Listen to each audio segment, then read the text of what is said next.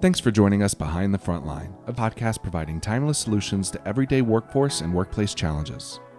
Frontline Training Solutions is an express employment professionals company, strategically placed between the workplace and the workforce with professionals standing by, ready to combat your unique challenges. Learn more about what we do at frontlineon.com.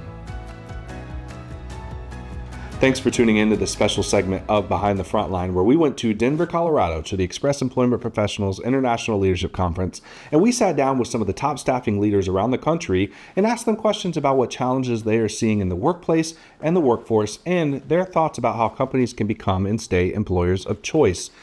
Like anything you hear and want to know more, contact us at frontlineon.com or reach out to your local Express Employment Professionals near you. So now we're sitting here with Amy Zee, who's a Northeast Zone VP. Thanks for joining us. My pleasure. And we're also sitting here with Steve Lansing, who is the East Central Zone VP. So we got half the country right here with us. That's right. For Express Employment Professionals. And we're also sitting here with David Robb, who is owner of Grand Rapids Express Employment Professionals and Specialized Recruiting Group and Frontline Training Solutions. Nice to be back. Nice to be back. All right. First question I want to know is just, let's talk about your role at Express Employment Professionals for both of you, because it's different zones, but a similar role. So I'd love to hear from you first, Amy. Absolutely. So I came to Express as a developer. So as retirement occurred in our zone, I waved my hand and rolled into the Zone VP role. I had prior worked in supply chain consulting, so connecting with you guys has been a real pleasure. Day to day, though, we're responsible for driving sales, driving profitability, helping everybody be as successful as humanly possible in the zone. The Northeast is a tougher zone in the sense of there's pockets of metro that we really need to infiltrate, and the model that we have with a lot of lid times isn't really easy to walk into Manhattan and get going. But there's a lot of other places that work super successfully, and we're just going to grow the other business and add on more value. And we're doing okay for 24. Yeah. Yeah. Good. Yeah. What about you? What Amy said, it's growing sales and helping drive the business forward. But we each also have a core group of developers that support directly the franchisees. And really, they're the conduit between headquarters and anything our owners need, support, strategy, and things like that. So we really work hard to help continually develop that group, but also make sure that, we're all ahead on industry trends. Do we need to position sales? Because like Amy said, it's a tougher year to start out, but as we're finding, what's old is new again. It's getting back out, shaking hands, having face-to-face conversations. So we're really working with our groups to, motivate the field to get out and just really be people-facing on the associate as well as the client side, because that's going to be the difference between a good year and just an okay year. That's fantastic. Yeah. So you both have a front row seat in not just a state, but a whole zone. So I would love to hear just a little bit more specifics on the type of challenges that you're hearing in the workplace and the workforce. We've already had a lot of conversations. We're seeing some themes happening right now, vanishing workforce and retention and turnover and lots of really good insight. But I would love to hear your opinions and perspective on that. Terrific. We have in the Northeast a fair amount of manufacturing, but it's more specialized manufacturing than ever before. I grew up in Pittsburgh, and I will tell you, steel has been gone from Pittsburgh for about 40 years, but people still think it's manufactured there. There are just very small specialty firms that do high-tension steels, different types of cold steels, so it's not as prolific, and you have to go and seek that business. And as Steve's saying, everywhere you need to go, you really need to look at how do you build a relationship.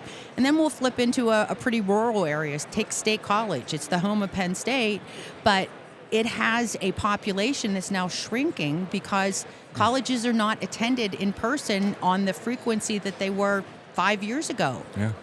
And that changed the face of that business, and those owners are having to figure out how to revamp themselves and restructure. And a lot of what we're hearing is we need people to be retrained. We need our people to be more educated. We need our people to be more diverse in their skill sets and their ability to transfer those skill sets around, let's just say a specialty steel manufacturer, and it might include robotics. So we are getting we have a lot of need to be able to get that workforce in and help them get retrained, whether it's our folks who are coming in as temporaries or the core people that are there at the clients. Oh, that's fantastic insight. Yeah. Because that skills gap is real, and having the willingness to adapt, and on the client side, be willing to invest. If you have 3 of the 5 things, are you willing to invest to gain the other 2? Because the odds are the 5 for 5 candidate isn't out there, or it might be at a premium above and beyond what that company is willing to pay or is in the budget to support. Right. That knowledge transfer is so crucial, especially as the older workforce is getting ready to retire, and then there's such that big gap there. Yep. The other thing, we're seeing in the East Central is it's just loyalty to employment is how I would describe it. Mm-hmm. The associates, if they don't have a clear understanding of what's in it for me, the why behind the company's doing what it's doing, and they have something go sideways that they don't like, they're more apt now than ever before to just, I'll go find something else. So really that engagement of the associates, there's a lot of clients that still have a very old school mentality, and they're behind the curve on how to engage with these younger generations and just making themselves a premier employer in the eyes of those people. And I don't think any of us have figured out the perfect mix of things yet, but it's a real challenge. Yeah, it's definitely more important than ever before. We've seen those quit rates, that national quit rate, really ever since COVID has been at record highs. It started to come down a little bit here, but still it's much higher than it was pre-COVID. It's still definitely, the market's shifting, but it's still, job seekers still feel like it's a job seeker market. And like you were saying, that loyalty isn't quite there. And I mean, you see it as being a franchise owner, right? It affects you directly, employing your own staff within the office. And that's, the start and stop that an owner can experience by having that turnover. Time invested in those engagement areas is not for waste. Like it's a key component of how you need to engage your team. Otherwise you're starting and stopping all the time. All the time. All the time. All the time. And people in the Northeast zone, they tend to move fast, or sometimes metropolitan. You really have to do a good onboarding. And onboarding is really, it's different. It's not, orientation isn't onboarding. Right. Orientation is gone. It's really, how do you get these people socialized, excited, motivated, able to come to work every day and be happy to be there, because that is what they desire now. And it's just not go to work. I think I grew up in a time, and I said I grew up in Pittsburgh, it was like, I don't care if you have to lift 50 rocks. That's what you're supposed to do today. And we did it. And now that's not going to work with the current generation, and I'd say for millennials on.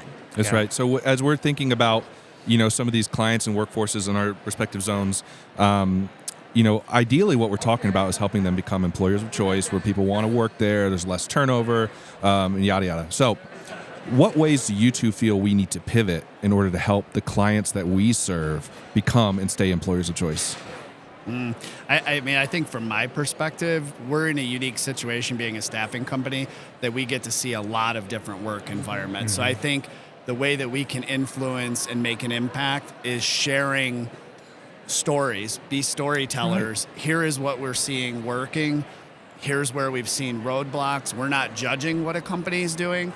We're just offering different lines of thinking that could potentially influence their outcome that they're not getting currently. And I think that's always one of the best things about this business. I mean, we're dealing with different companies, but it's different industries, it's different skill sets. So there's things that you can pluck out of an administrative environment that might help something in a manufacturing environment, and you don't realize it because you're not talking to those people. That's right. So, yeah, I love that you talked about storytelling, because it's a huge passion of mine, and it especially applies to, the employer value proposition, and, communities around the world have always been built around stories. And so you want to build your community, tell a story about it. Well, and it's not you telling them. Right. It's, hey, this is manufacturer XYZ down the street that you're competing for talent for.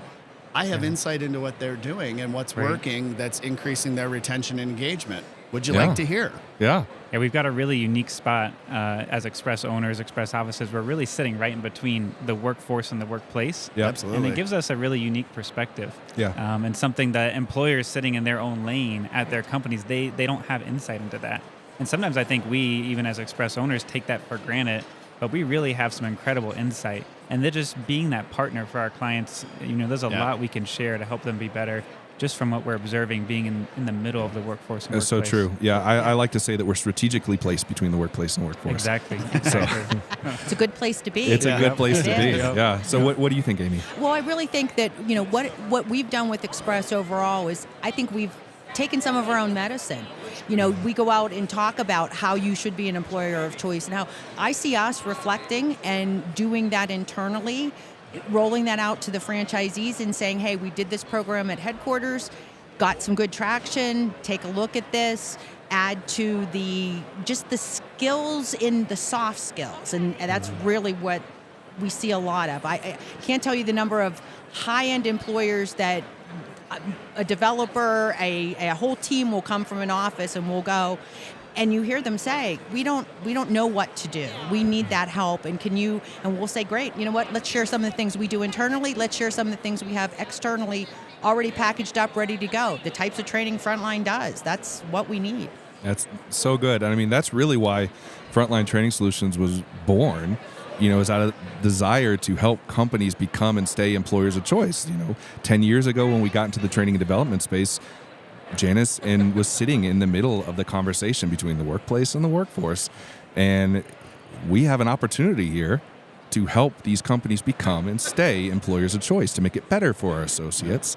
And that's really where Frontline Training Solutions was birthed out of, that idea.